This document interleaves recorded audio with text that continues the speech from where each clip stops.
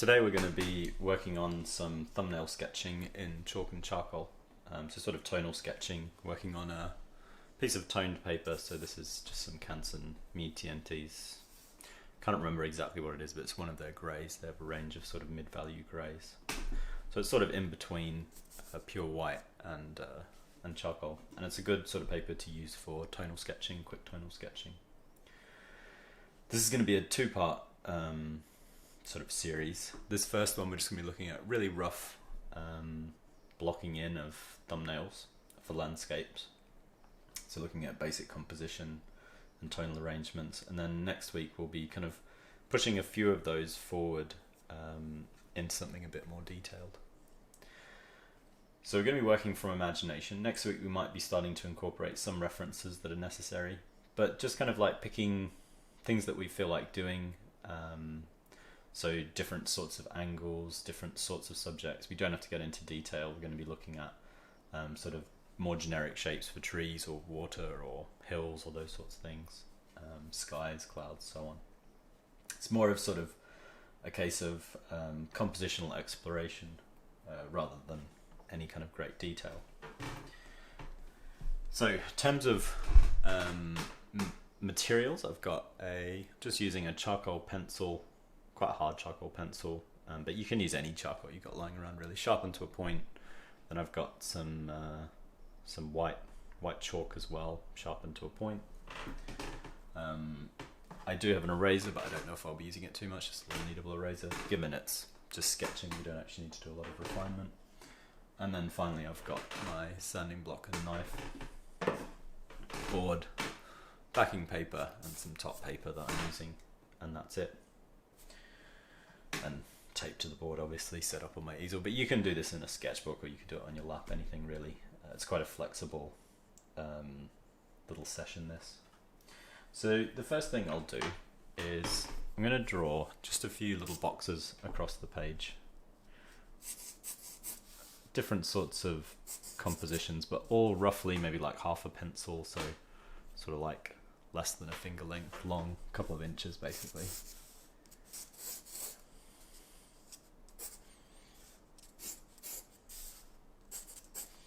I'm going to make them a range of different sizes.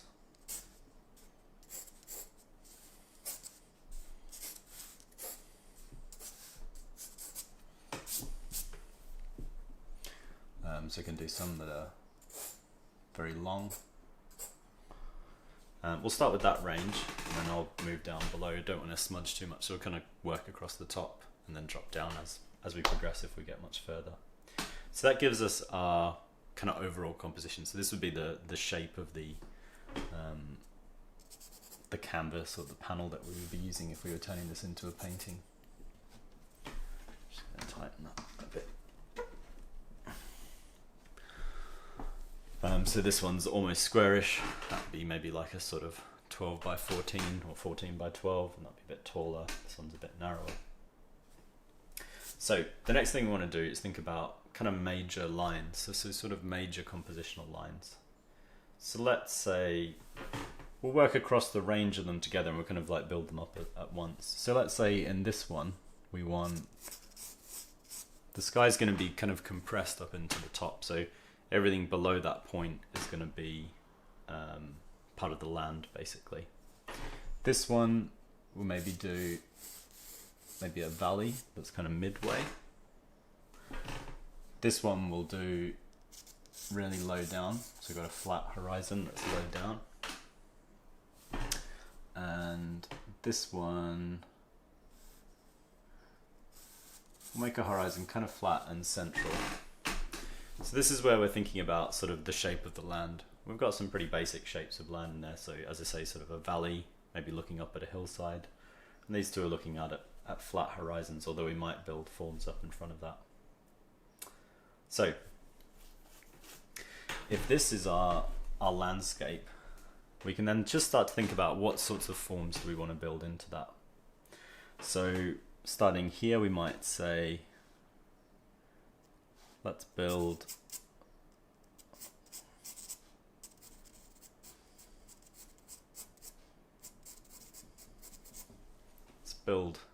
a road into that.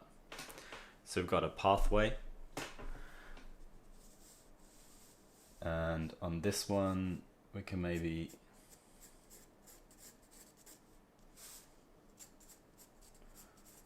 make it a river.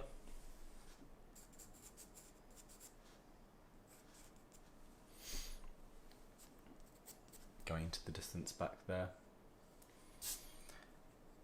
Here we could maybe just start in terms of basic forms, maybe just some trees on a horizon, and then up in the sky maybe sketch out some shapes of clouds, just really lightly sketching those in because they're going to mostly be white, something like that. And then on this side again,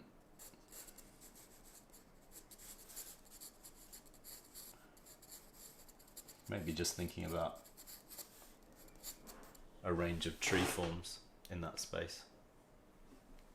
So we're starting to get some sort of line work in as a basis for our tones. Now I'm mostly happy with these three. This one doesn't quite feel right, so I'm going to shift this just to raise that charcoal. And I'm going to make, it felt a little bit, everything just felt too symmetrical. So I'm going to make a change. I'm going to make, it'll still be a river form, but it's going to snake a bit more.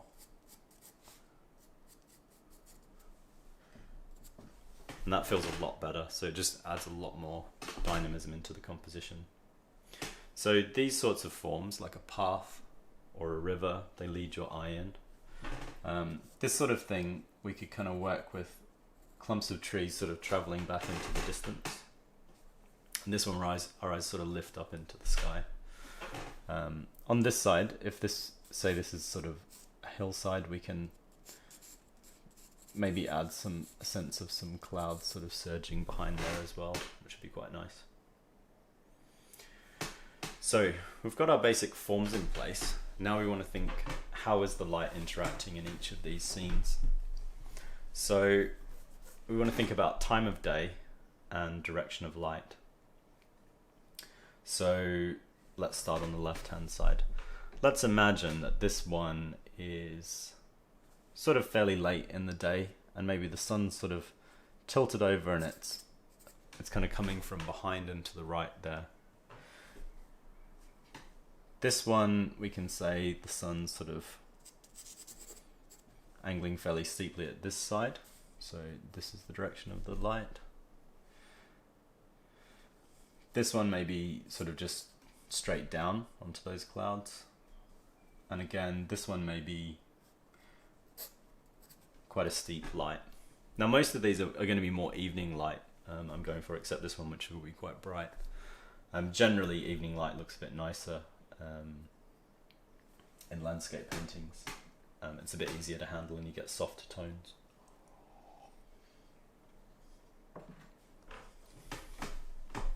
So if that's the direction of light, then in this instance, this is my path, and I'm going to make my path lighter than the land. But I know that the hillside's sort of sloping up, so it's probably going to be a bit lighter up near this top edge and a bit generally darker down.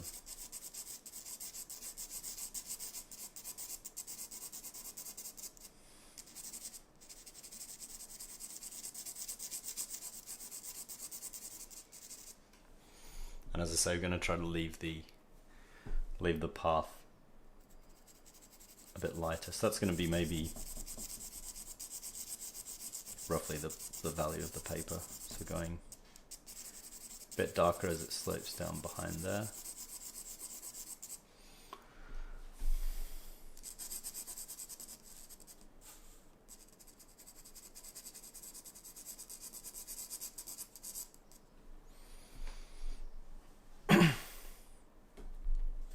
And then as it kind of comes up to the crest of the hill, it gets a bit lighter.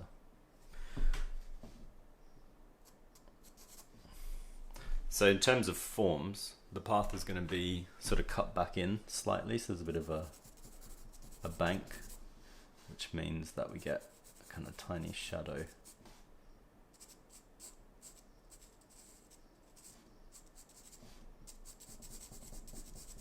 There. So we're just thinking about what are the forms, you know, what are they likely to be doing?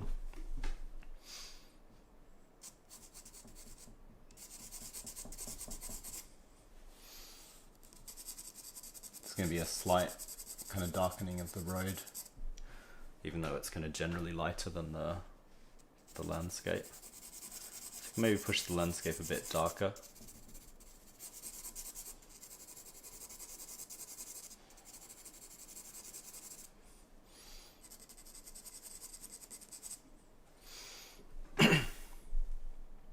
I'm going to leave the sky about the value of the paper as well, but I'm going to go in using the white chalk,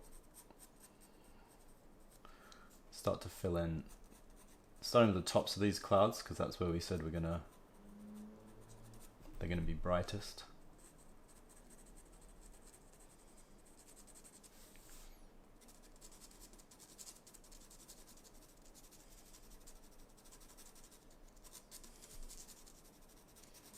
Then just sort of gradually filling in next to that.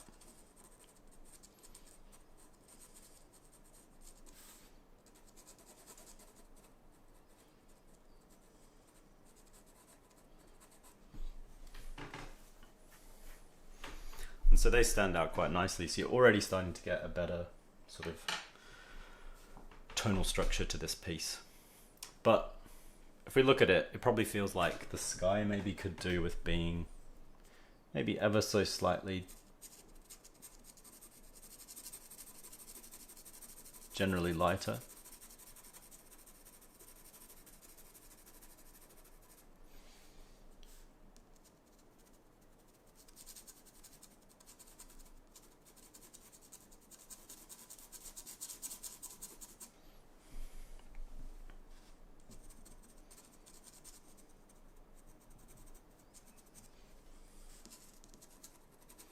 We can also soften off the edges of those clouds a little bit, so they're not quite necessarily quite so harsh.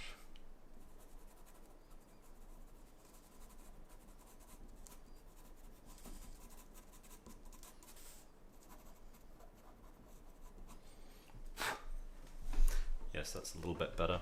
Then dropping back down into the landscape, we can start to do some things like add some little details, maybe a sense of some trees up on the horizon as well, just to break that horizon edge. Feels a bit bare down here, so we can start to add sort of little random shapes for bushes. Shade them in, still adhering to that general idea that the light's coming from the top right corner, so they're a little bit lighter on the top right, darker on the bottom left.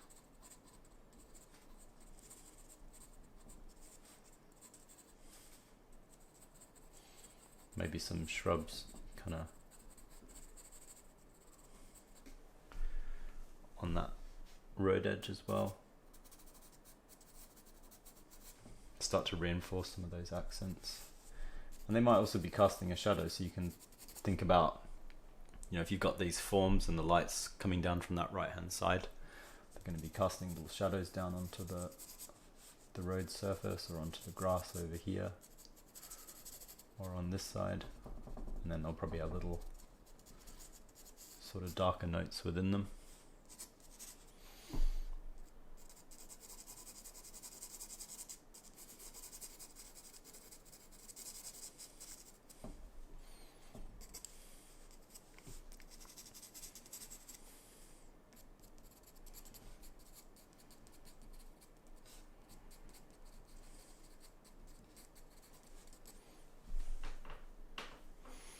So something like that's pretty much sorted for this one.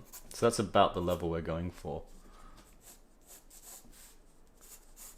So we can just redefine the outside border.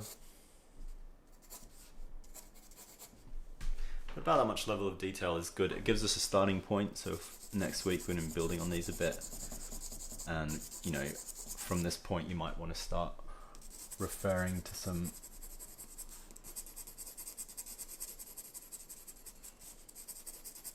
references to figure out how you're going to build it.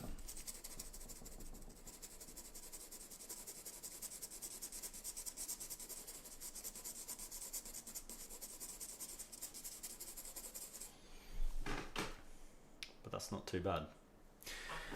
So we can move to the next one. We'll try to do this one a little bit differently. So we've got light coming in from this left-hand side. So that means if this is our sort of hillside, we might break it up a little bit, make it seem more like got some forest kind of running down. So sort of plot them in down the hillside, which is often the case with valleys. You might have some sort of forest coming down from either side and then kind of clears out down in the valley near the water's edge. So this side is going to be a lot darker generally, and then sort of lighten off as it turns into a plain. But it'll still be reasonably dark, and then going up the other side it's going to get lighter. So already you see that form starts to read pretty well. Now, one way to get this water to read correctly is we could put some sort of cloud forms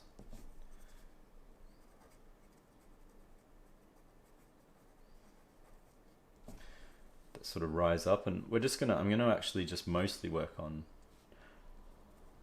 the edge because we're trying to make it seem like the light is sort of really streaming in.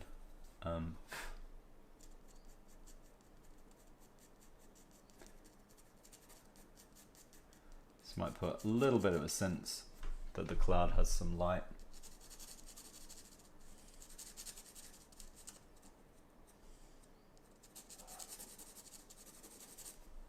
But not quite as light as the other side, mostly focusing on this sort of silver lining to the cloud. So we've got that on this side, and along the river bank we could start to put again a little sense of some sorts of trees or shrubs sort of running on either side. They're going to mostly be a bit darker on the right hand side, so it seems like they're being lit from the right side of the image, and we might have some things a little bit closer that are a bit bigger. That gives so stuff closer to the viewer that gets bigger makes it feel more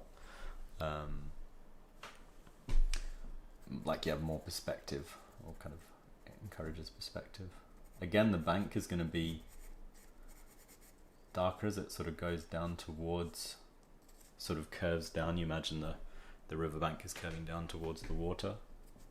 It's going to be a bit darker, and then on this side the riverbank's actually going to be a little bit lighter as it curves down, so you can maybe make the flat plane a little bit darker. Now, to get the water to read, so this isn't too bad in terms of all the landforms. The only thing I might do is just give these trees a little bit more of a definite edge. Not too worried on the right hand side, it's reading alright. Maybe make their shape a bit more like, maybe it's a pine forest or something we want to give the sense of, so something like that works pretty well. So we want to think about how do we make it seem as though there's a reflection in this water. So we're going to say the water's really glassy, reflective, makes things a bit simpler. We just need to look for where those forms are next to the lake, where would they be casting little reflections down into it. And the main big one is we want a reflection for that cloud. So where the cloud is reflecting, it's going to make the water a little bit lighter.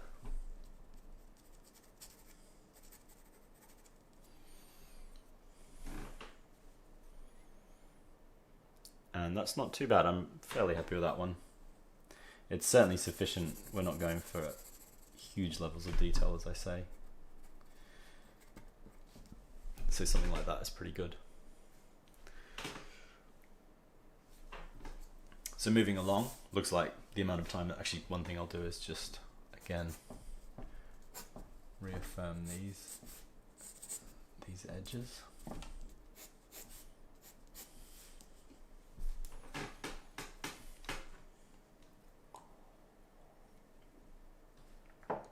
Move on to the next one. We're working with a slightly different sort of light source, and we're also working with a lot less detail in the landscape, so we're going to be working a bit more with the clouds. In terms of the landscape, we're going to say the sky is, it's fairly light, so the sky's going to be the mid-tone of the paper. So then everything in the landscape is going to be darker. So generally, because there's less light in the landscape than the sky, it's going to be a bit darker. So we can just put a quick tone over all of that. The trees in particular, so we've got these tree forms, they're going to go even darker yet.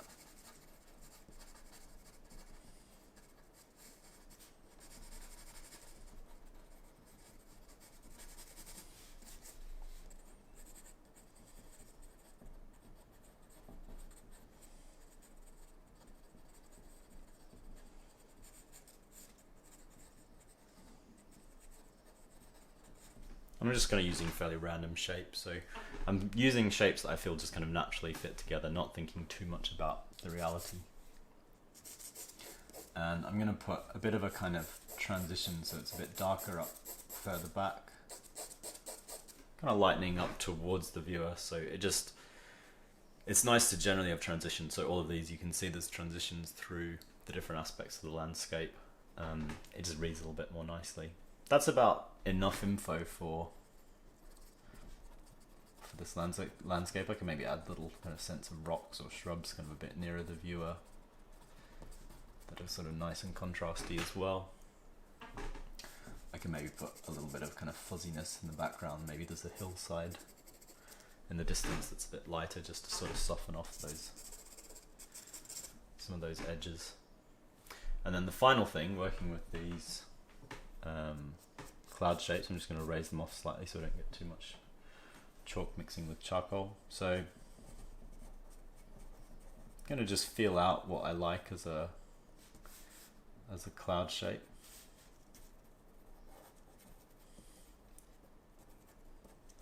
Where I'd like them to be. So they're going to be, I'm going to do them as sort of flat bottomed.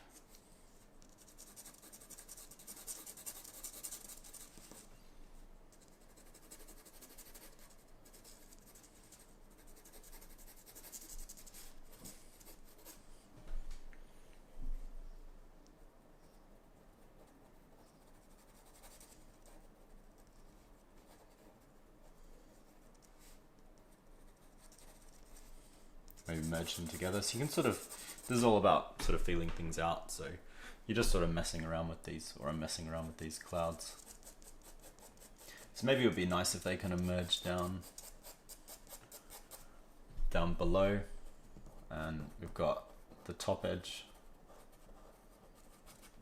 is lightest, so we're sort of adhering to that principle that we established, but then we can kind of feel out the forms of them. So how wide is that top form? How much does it wrap down? Are there any little clouds that sort of sit outside of that? So down there we've got some more. And then drop down further. And that's not too bad for that one. So there I'm mainly thinking about what's a sort of nice asymmetrical form. So one of the things you'll notice is we're looking to avoid too much symmetry.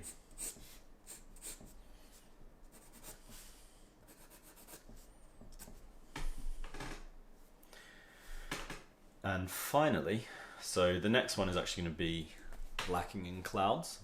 I'm going to make it, I think we're going to look for something pretty muted. So again, this is going to be our sky value, the background. You can see it's useful if you can kind of get your paper roughly into a value that's good for the sky. So blue skies often are a lot darker than you would expect, and very often it's kind of useful. It works well in all of these to just kind of stick with your paper color as the blue sky, but it does depend on your value of your paper.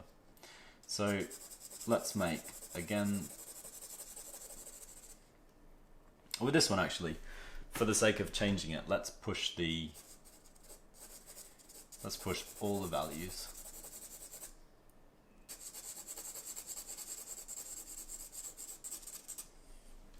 Darker.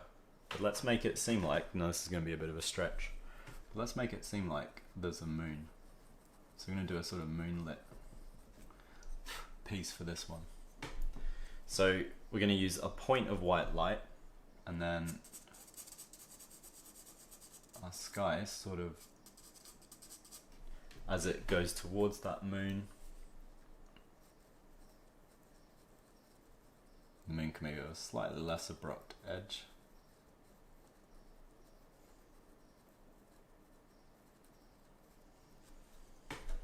So that sort of softens it off, makes it feel like more like it's glowing.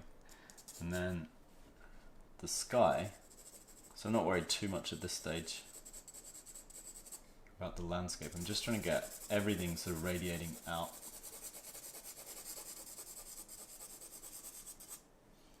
From the moon, so lower down.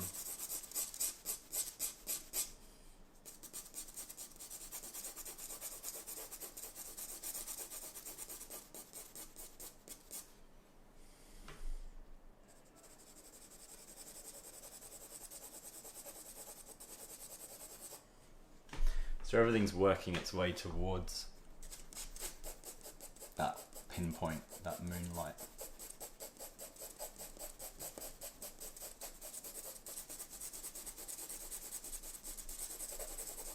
So I've lost exactly where all those forms I'd sketched in are, but I'll keep them roughly in my head and find them again later.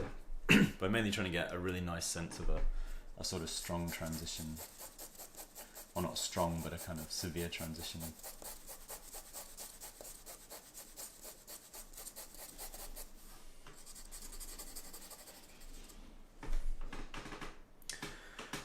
And that's not too bad, so that transitions nicely. But the last thing we want to do is then, inside those darker forms, start to find some of these kind of tree shapes that I'd marked off.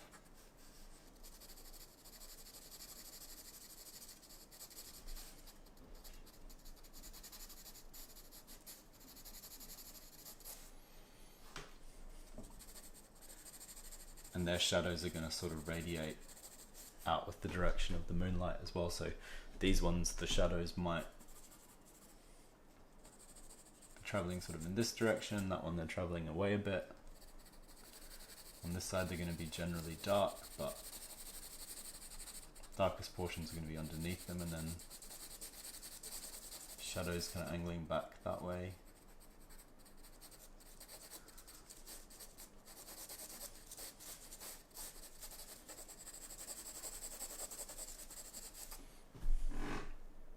Into something like this.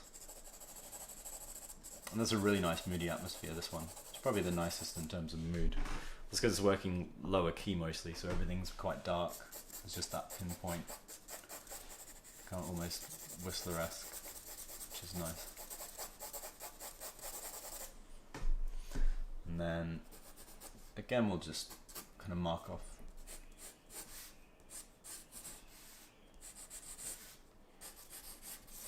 the edges of it. Maybe go in a little bit darker with the landscape than the sky, because the sky's going to be brighter. That's not too bad. So that's it for this session. I'm just going to zoom in and get it in focus, and then just do a little bit of a pan across. So you can see how they turned out. Adjust my focus again so you can see these ones. But yeah, that's pretty much it for this session. So next week we'll be sort of perhaps picking one or two of these and then looking for a reference or some references that gives us more detail. So how do we go from something like this and turn it into something that's got more specific detail but still relies on this basic composition. So yeah, hopefully that's interesting, and I'll see you guys soon.